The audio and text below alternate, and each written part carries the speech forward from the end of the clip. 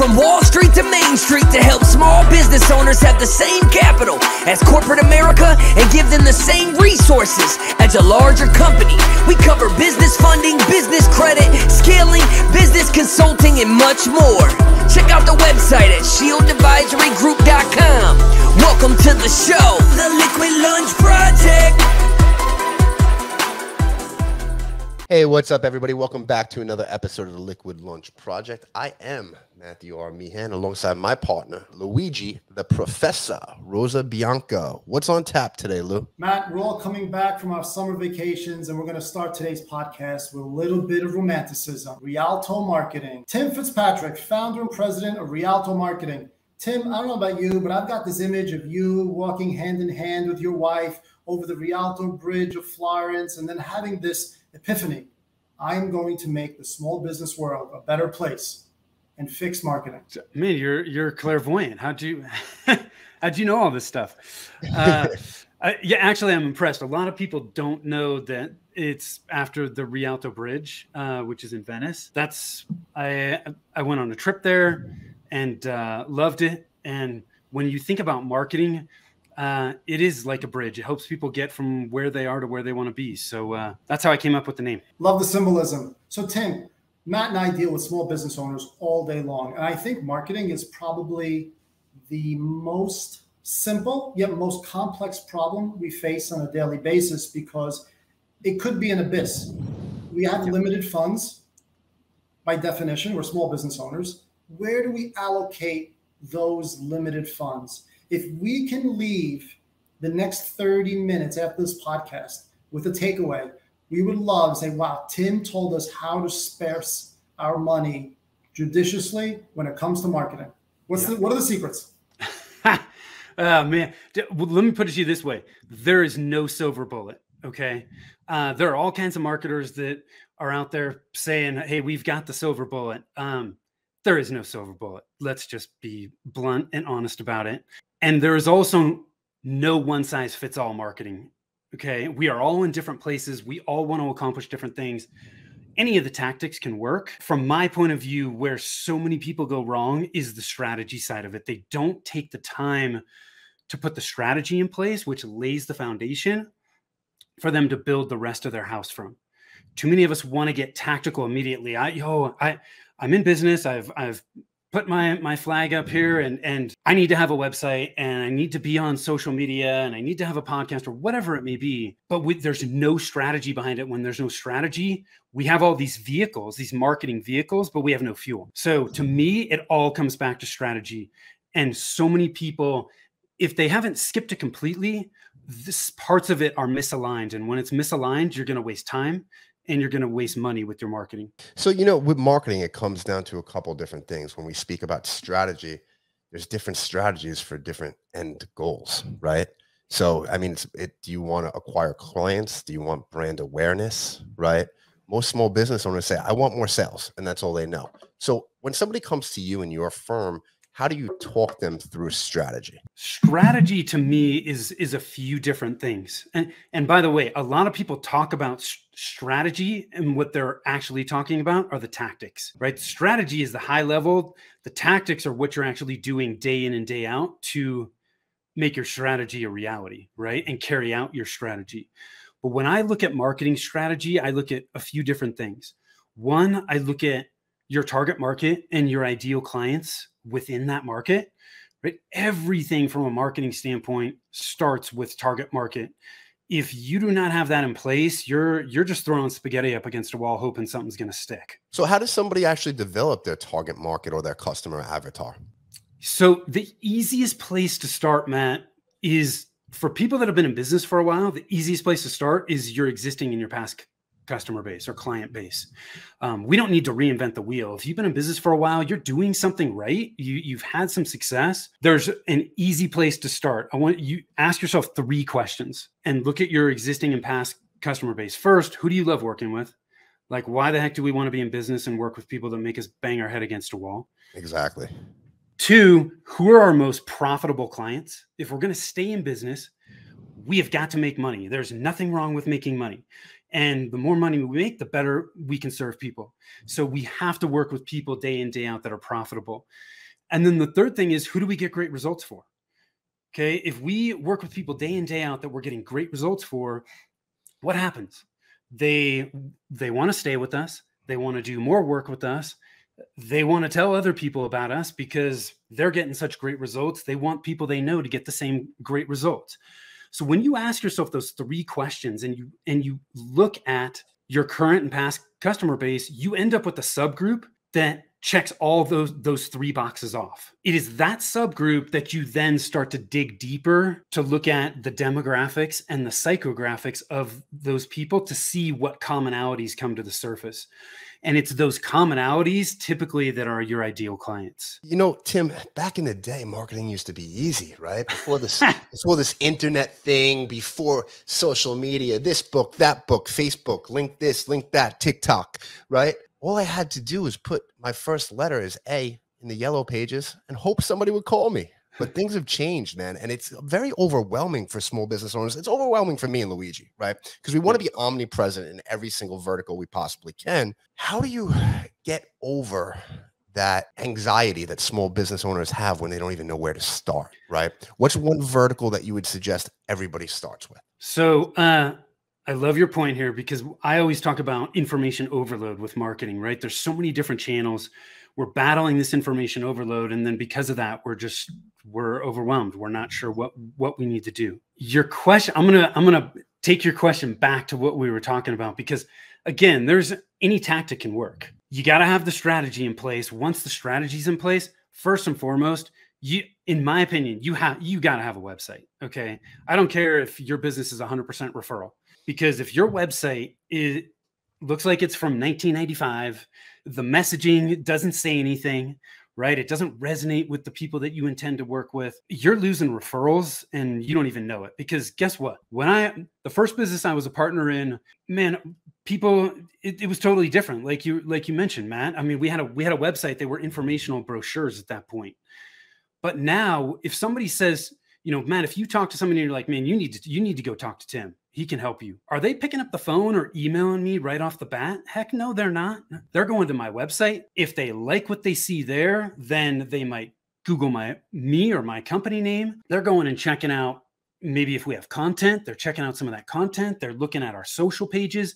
They have all these resources at their fingertips to try and get an idea of what we're like before they even talk to me. And if they don't like what they see, they're going to go, dude, what is Matt thinking? Why did he refer me to this guy? Right? So your website is the hub for any marketing activities that you're taking. So you've got to have that in place first and foremost. Let me jump in here for a second. A website's extremely important, right? Because that is your coming out party to the world, okay? Yeah. It's not just in marketing, but also in lending too. The first thing a bank's going to do is they used to want you to have a listing in the yellow pages, right? They're going to go on Google. They're going to Google your company's name. So being present on Google and having your website, giving people the ability to hear what you want them to hear rather than them going to a review site, speaks volumes. Yep. Now, here's one other thing, because you were asking about tactics, right? What should I do first? First and foremost, look at what's already working. Okay, that's the low-hanging fruit. You don't necessarily need to go into a new channel or I gotta start a podcast, or I gotta get on Facebook. Look at what's already working in your business, because that's where you can really get quick results. It's working, but is it fully optimized?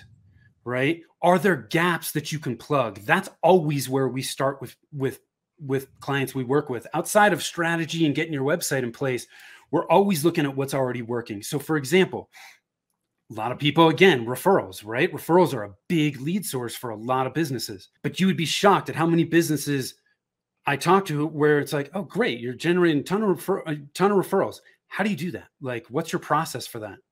Oh, well, it just happens. Really? Okay, so great. So you do great work and you just expect it to happen. Man, that's not a system. That's not a process.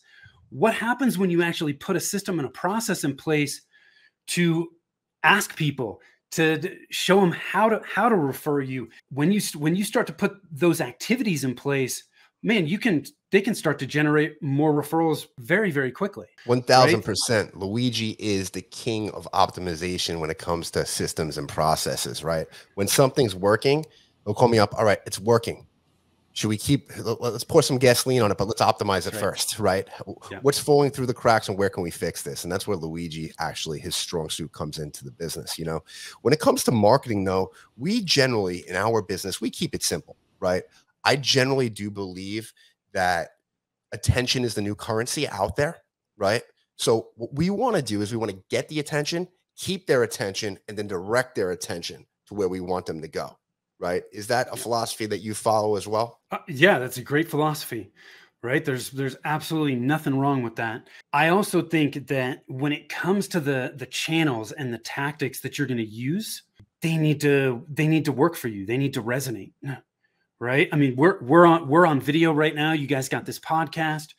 Man, I love video because video content can be repurposed into all kinds of other things, which really helps you get that attention that you're talking about. But if I'm working with the client and like they're terrified of being on camera and I tell them, dude, you got to do video, that's a disservice to them because maybe they're going to do it for a little bit, but they are not going to do it consistently and they're going to stop, which goes back to my earlier point. Any of the tactics can work. So when we work with somebody, it's really about finding out, hey, where are they? Getting a baseline. Where do they want to go? And then what do they have to work with? And then we can start to put their plan together. Because again, you can't put a one size fits all plan. It's just not going to work. Tim, give us some input on your opinion when it comes to planning and with a budget, right? Because this could be a slippery slope and it could become a bottomless pit real quick. How do you deal with clients when it comes to developing a marketing budget, whether it's monthly, quarterly, annually? There are a few things that you need to look at with budget. There are guidelines out there. I mean, if you Google it on the internet, you'll see people saying anywhere from 5 to 10% of top line revenue should go back to marketing. In my opinion, okay, you can take those, but one, it depends on how profitable are you, right? The more profitable you are, the more you can afford to put back in marketing. The other thing is, what are your goals, right? Somebody that wants to 10x in 5 years compared to somebody that wants to 2x in 10 years, man, the faster you want to grow, the more fuel you're going to have to put on the fire for marketing. So we've got to look at those two things to determine, what you need to look at from an investment standpoint with your marketing. So I think with that though as well, right? You got to make sure you can fulfill on the marketing side, because the worst thing you could have is all these leads coming in at the end of the day, and you don't have the sales team to fulfill the leads or call the damn leads, as some of our friends would say, right? Because the leads come in, that's great. We have 1,000 leads, but I only have 2 people to call them. We're not getting anywhere. And guess who gets blamed for that, Tim? Yes. That's right. The marketing agency. That's it. Yeah. So, and that's a common problem right now, Matt. There's a lot of people that are having a hard time finding people, right? They're finding the people that they need to continue to grow their business. I actually just shot a short form video on this, because you can still, even if when you can't find people, you can still grow. One of our clients is in the accounting space and they're having that same problem. They don't have capacity. So what they're doing is their marketing is focused on attracting more ideal clients. And as they get better ideal clients, they're letting the non-ideal clients go and replacing them with ideal clients. So maybe a non-ideal client they've got on is paying $1,000 or $1,500 a month. Well, they just got a new client that's willing to pay $3,000 a month. And to fulfill on that $3,000 a month client is not exponentially more time. So they can manage that and replace non-ideal clients with ideal clients and still grow their revenue. So Tim, bring us back a little bit. How did you get involved in the marketing realm in your journey? Where did it begin? Oh man, I'll try to make a long story short. So when I got out of college, I was a math major. I had no idea what the hell I wanted to do. And my dad had been a manufacturer's rep for a long time. He was selling consumer electronics. And he had started a related distribution company about a year before I graduated. And there was no full-time employees. I got out and I said, hey, look, I know you need some help in the distribution company. Let me help you while I figure out what the hell I'm going to do. You know, so I was only planning on working with them for 3 months. And at the end of 3 months, I was like, dude, I'm hooked, man. I love this. This is so freaking cool. So I said, hey, if you'll have me, I'd love to keep doing this. So I managed the distribution company on a day-to-day basis, eventually became a partner. We grew at about 60% a year for 9 years and we sold it. Then I worked for the company that bought us for 3 years and then I got laid off. This was 2008, 2009 timeframe. We got bought by a public company and we all know what happened in 2008. So I was a casualty there. And, you know, at that point I was like, man, what am I going to do? Like, this is all I know.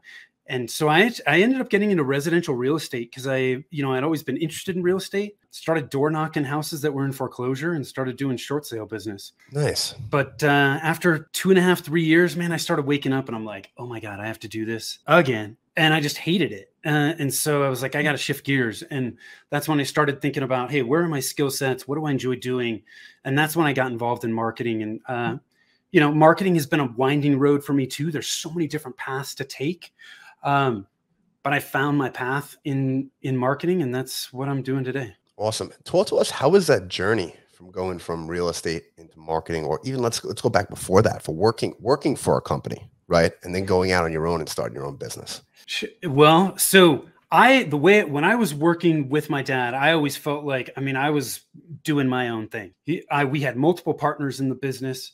I felt like I didn't work a day in my life because I just loved it. And after we got bought, things changed a lot. Then I was fairly lucky because I was pretty insulated where I was in the company after we got bought. Because when we got bought, we had other partners across the country and they ended up buying, there was 12 distribution companies. They bought all of them and rolled them up into one.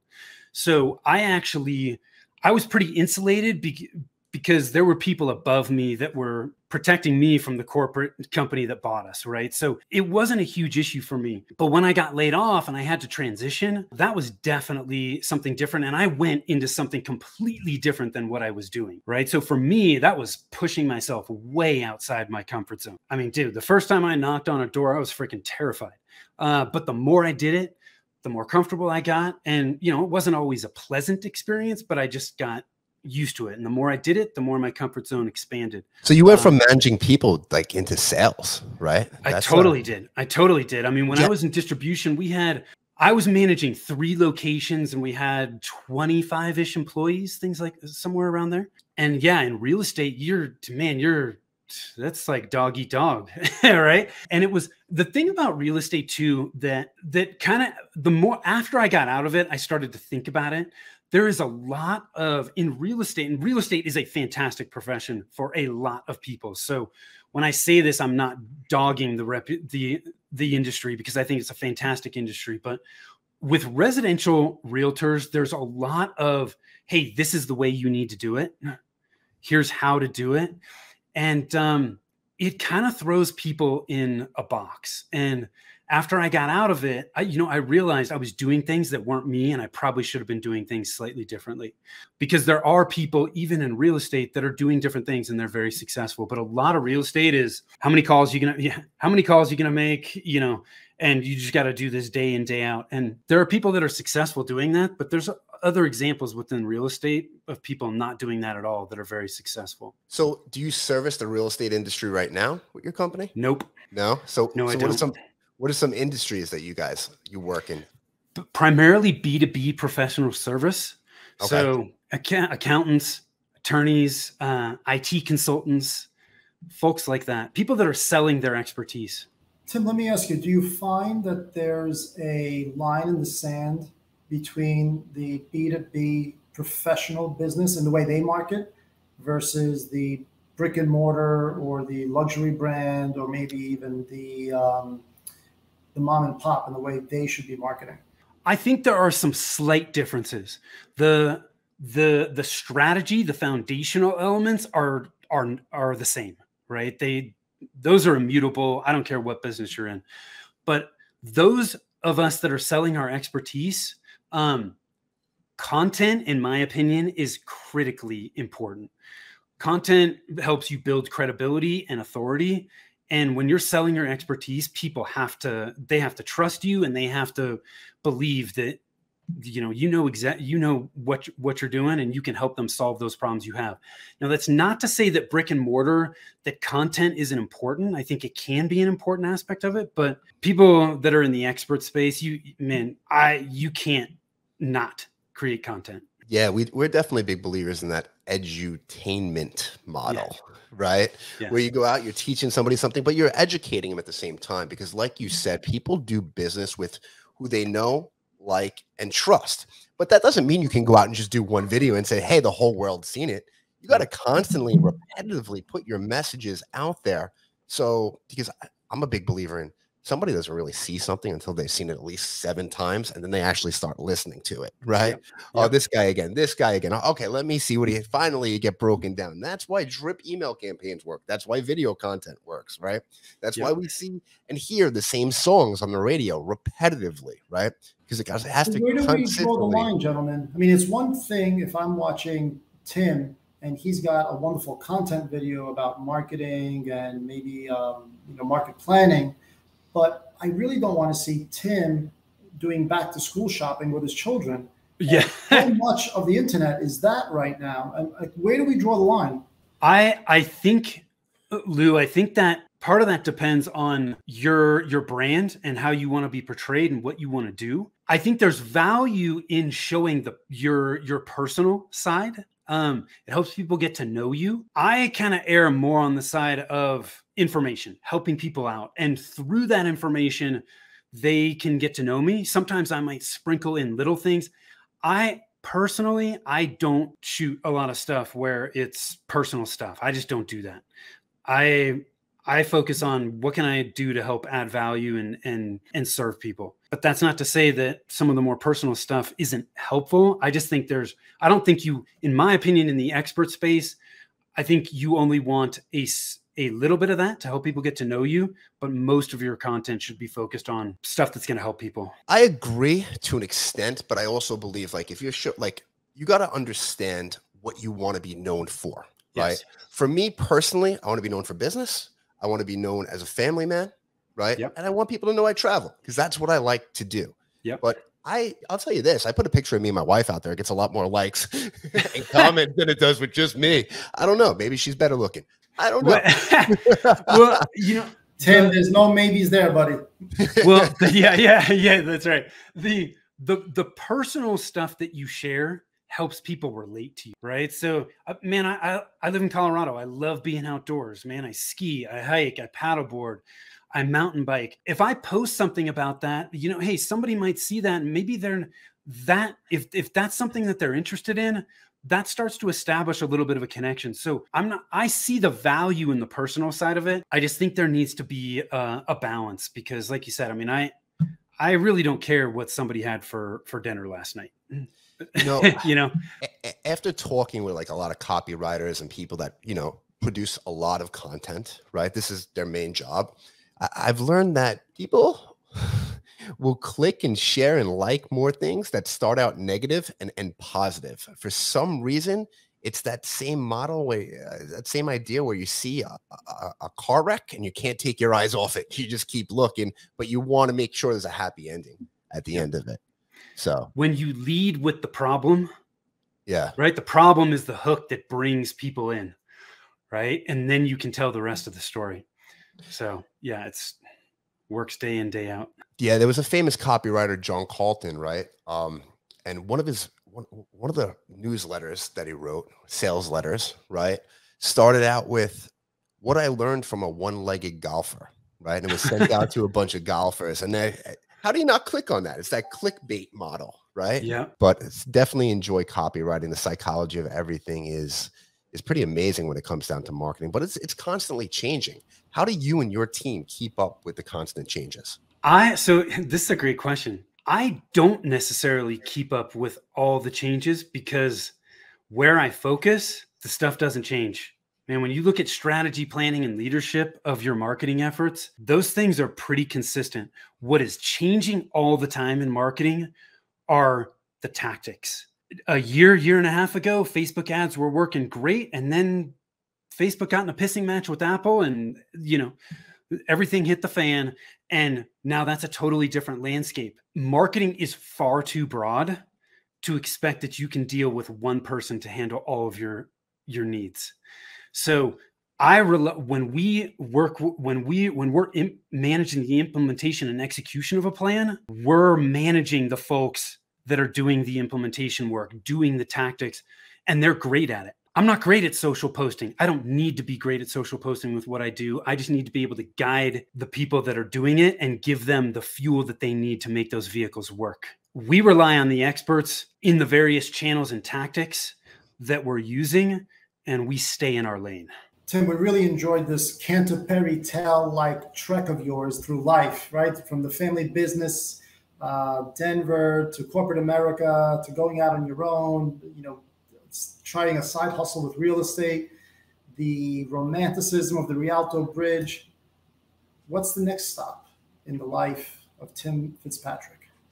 I'm just going to keep helping people market their business. Tim, you and your company specialize in overall strategy, right? And then you bring in people that are specialists inside the tactics. And that's awesome because a lot of marketers come on here and we talk to a lot of them all the time and they act like they do everything. So I take my hat off to you for admitting that you bring in people that specialize and you're more of the coach of the team and you put the right players in order. I love that. Tim, why don't you tell everybody where they can find you on the socials? Matt, the best place is our website, rialtomarketing.com, which is RIALTO marketing.com. You can get links to all our social there, all the content. We have a podcast, the Rialto Marketing Podcast. All of that is right there. The other thing I'll make available to your audience, if they go to growthmarketingplan.com, at growthmarketingplan.com is the 90-day marketing plan template that we use for our business, for our clients. The instructional videos there, the template is there, sample plans. Man, if you want to accomplish anything with your marketing, you have to have a plan. Oh, and the audience loves freebies. Thank you, Tim. Guys, go to growthmarketingplan.com. Tim, we want to be respectful of your time before we let you run, but I do have one question for you. If you could just pick one social platform, which one would it be? LinkedIn. You heard it here, folks. LinkedIn is the social platform Tim would choose. That's a wrap of the Liquid Lunch Project. We'll see you on the next episode. Thank you for listening to the show. And make sure you subscribe, leave a review, and share it with a friend. We'll see you on the next episode of the Liquid Lunch Project.